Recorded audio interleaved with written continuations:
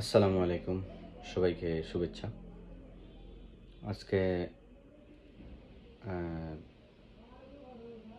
আমি একটু ফুটবল নিয়ে কথা বলবো। আপনার নিউজ সূত্রে যেটা জানলাম, বাংলাদেশের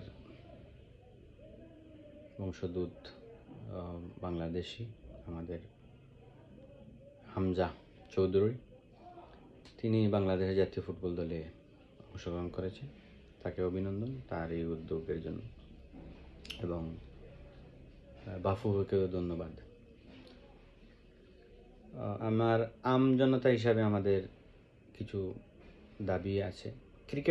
ক্রিকেটে যে যত টাকা আমরা ব্যয় করি এবং ক্রিকেটকে যেভাবে আমরা স্পন্সর করি, ফুটবলকে এভাবে স্পন্সর করলে বাংলাদেশকে আরও বেশি বহির্বিশ্বে মানুষ চিনবে।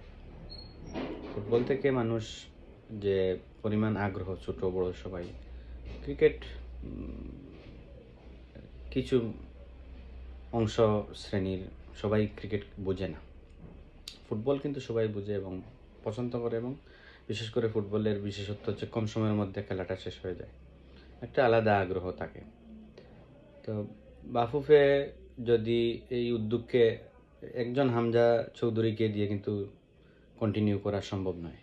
আরও যারা আমাদের বাংলাদেশি বংশোদ্ভূত বাইরে যারা আছে, ইংলিশ প্রিমিয়ার লিগ সহ অন্যান্য ক্লাবে খেলছে, তাদেরকে আমাদের বাংলাদেশে এনে তাদেরকে জাতীয় টিমে এই সুযোগ করে দেওয়ার জন্য আমার অনুরোধ থাকবে।